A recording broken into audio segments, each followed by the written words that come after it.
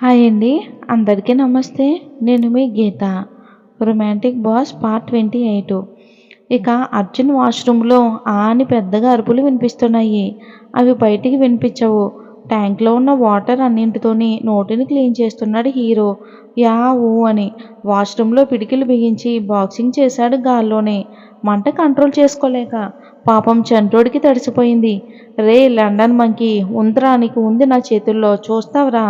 నీకు చుక్కలు చూపించకపోతే నా పేరు అదే కాదు. అంటే మీరనుకున్న పేరే అని మంగమ్మ కాదు అర్జునమ్మ అని శపథం చేసి తన అందమైన ఫేస్‌ని చూశాడు. కోతి మూతిలో ఎర్రగా మారిపోయింది. దానికి అందంగా కర్చీఫ్‌తో కవర్ చేసుకుని ఫోజులు కొడుతూ బయటికి వచ్చాడు అర్జున్.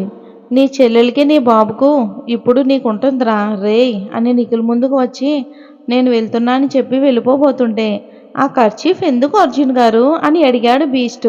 వెనక్కి తిరిగి రజనీకాంత్ స్టైల్లో సైడ్ కంటూ వాక్ చేస్తూ బీస్ట్ ముందుకు వచ్చాడు అర్జున్. అదిరిపడి వెనక్కి జరిగాడు. అసలే మనం అందగాళ్ళం, మనం అంటే నేనే షర్ట్ కలర్ ఎగరేశాడు. అందుకే అమ్మాయిలు నీలాంటి బీస్ట్లు నా వెంట పడకూడదని నా ఫేస్ను కవర్ చేసుకున్నాను. ఓ నిజమా అని నిఖిత వైపు చూశాడు. అలరోడి డైలాగ్కి నవ్వుకుంది.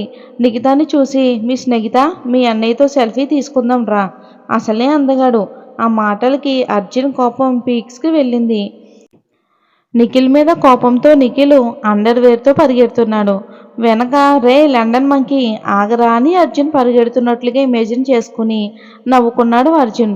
ఏమైంది అన్నయ్య అని అమాయకంగా అడిగింది నిఖిత.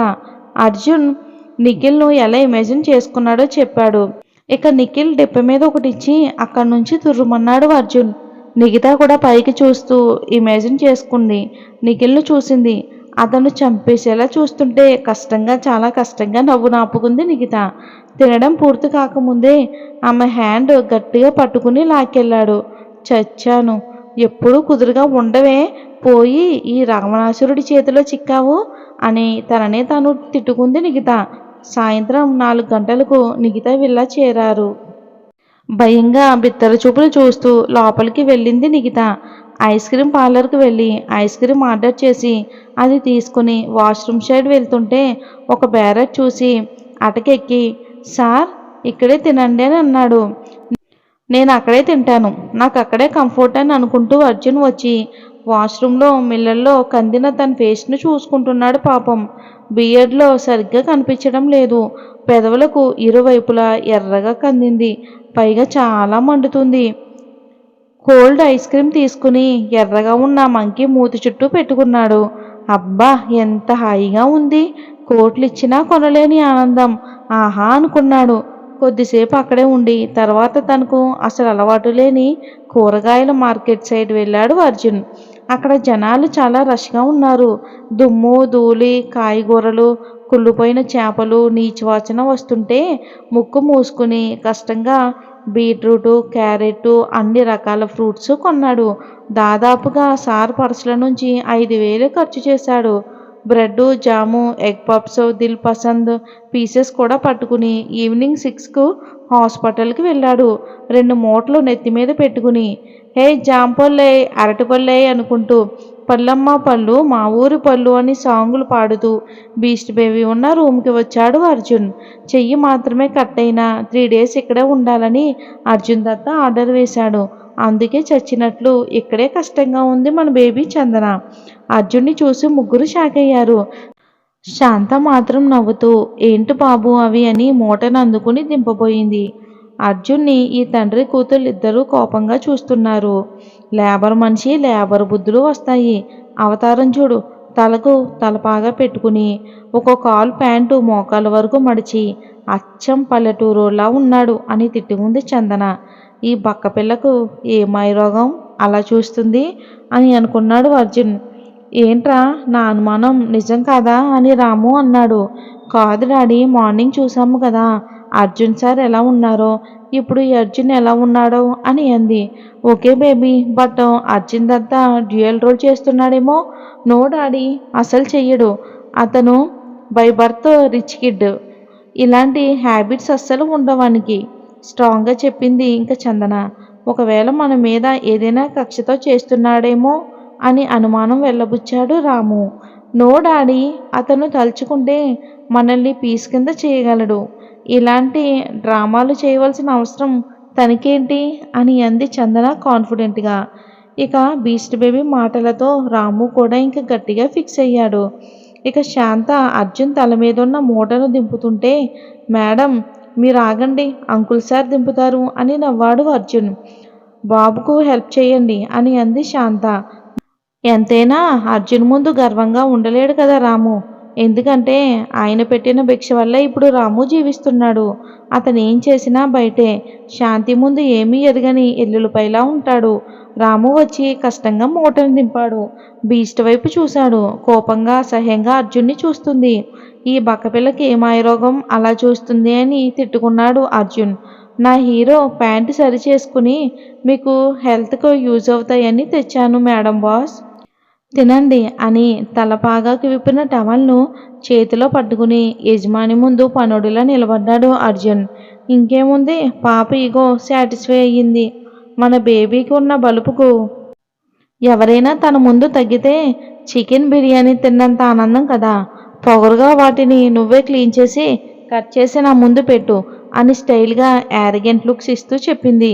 ఓకే జీ అని తల వంచి చిరు స్టైల్లో వంగి ఒక చేత్తో నమస్తే చెప్పి కడుగుతూ ఉంటే శాంతకు కోపం వచ్చి, బేబీ నీ పనులు అల్లుడి గారితో అవన్నీ చేపిస్తావా, నేను చేస్తాను కదా అని అర్జున్ చేతిలో ఉన్న యాపిల్ పండ్లను అరటి పండ్లను అర్జున్ చేతుల నుండి తీసుకుపోయింది.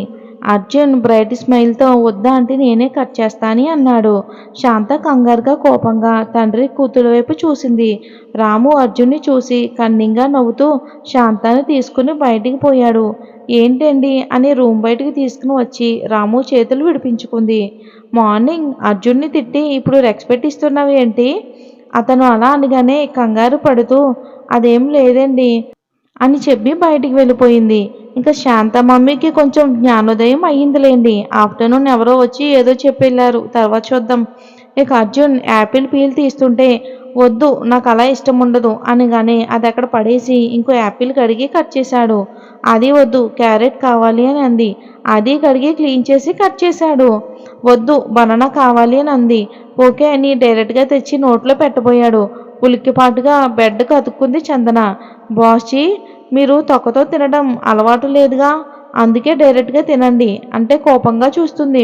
ఆమె లుక్స్ కేర్లెస్గా చూస్తూ 5 నిమిషాల్లో అన్ని ఫ్రూట్స్ పీసెస్లు తన ముందు పెట్టి తినండి, లేకపోతే ఈ నైఫ్ చూస్తూ తినండి అని. ఇంతకుముందు అర్జున్ దత్తా కూర్చున్న చైర్లో అర్జున్ కూర్చుని ఫోన్లో ఏదో చూస్తున్నాడు. అతన్ని కోపంగా చూస్తూ తింది. కాదు తిన్నట్లు యాక్ట్ చేస్తుంది. అతనిలో మేనరిజం అతన్ని అర్జున్ దత్తాలా చూపెడుతున్నాయి.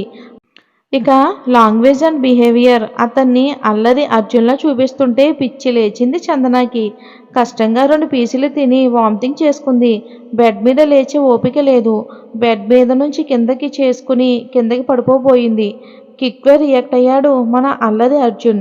ఫాస్ట్గా వచ్చి ఆమెను పట్టుకుని అతనికంటే అదుముకున్నాడు. నీరసంగా కడుపులో తిప్పడంతో ఆమె కళ్ళ వెంట కన్నీళ్లు వచ్చాయి. అవి చూసి అతని మనసులో కలిక్కుమంది. పక్కనే ఉన్న వాటర్ బాటిల్ అందుకుని ఆమె ముఖం నోరు క్లీన్ చేశాడు. అతని కర్చీఫ్ తీసి బక్కమూతి తుడిచాడు. అతన్ని విసిరు కొట్టబోయింది కానీ చేతులు రాలేదు. ఆమెపై అతను కేరింగ్ చూపించడం నచ్చింది. కానీ ఎందుకో ఒక విధమైన ఇన్సెక్యూర్ ఫీలింగ్. కళ్ళు మూతలు పడుతూ ఉంటే కష్టంగా తెరిచి వాష్రూమ్ అని అంది. ఆమెను ఎత్తుకుని వాష్రూమ్లో దింపొచ్చాడు అల్లరోడు. చాలా కష్టంగా ఫినిష్ చేసుకుని డోర్ వరకు వచ్చింది 10 నిమిషాలకు. డోర్ బయటే ఉన్న అర్జున్ ఆమెను ఎత్తుకుని బెడ్ మీద కూర్చోబెట్టాడు. అతన్ని ఎలా అర్థం చేసుకోవాలో తెలియక గప్చిప్గా ఉంది చందన. నర్స్ నర్స్ అని అరిచాడు. బయటున్న శాంత, రాము, నర్స్ అందరూ పరుగున లోపలికి వచ్చారు. నర్స్ని చూసి యూ ఈడియట్, పేషెంట్ దగ్గర ఉండాలని నీకు తెలీదా అని చాలా కోపంగా అరిచాడు అల్లరోడు అర్జున్. ఆమె భయంగా చూస్తుంది. వామిటింగ్స్ అవుతున్నాయి, మెడిసిన్ ఇవ్వండి అని అనగానే మెడిసిన్స్ తీసి నర్స్ ఇచ్చింది. ఇక అర్జున్ ట్యాబ్లెట్ ఓపెన్ చేసి బీస్ట్ నోటి దగ్గరకు తెచ్చాడు. అతని కళ్ళు కోపంగా ఉండడం గమనించి గప్చిప్గా నోరు చాపింది. నోట్లో వేసి వాటర్ పోశాడు. మింగింది చందన.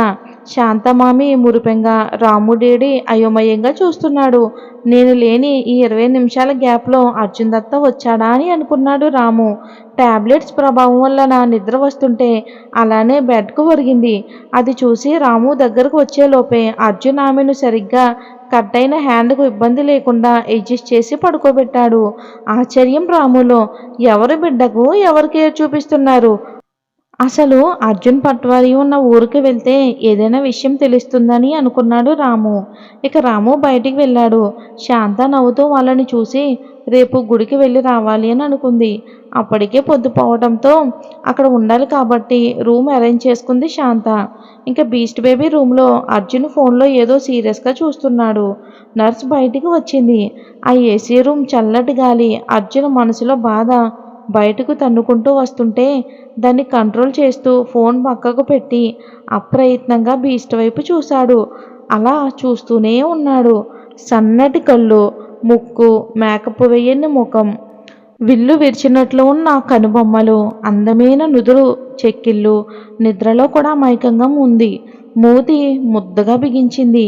మూసిన రెప్పలు ఆల్చిప్పల్లా ఉన్నాయి. సిల్కీ ఎయిర్ ఫ్యాన్ గాలికి కదులుతూ అందంగా ముగ్ధ మనోహరంగా కనిపించింది. ఆమెను చూసి అర్జున్ పెదాల మీదకు అందమైన నవ్వొచ్చింది. ఆమె దగ్గరకు అర్జున్ వచ్చి ఆమె పెదాలపై అంటే అంటున్నట్లుగా చిన్నగా ముద్దు పెట్టాడు. మరి ఈ అర్జున్ దేని గురించి బాధపడుతున్నాడు, ఏం జరుగుతుంది అనేది వచ్చే భాగంలో చూద్దాం.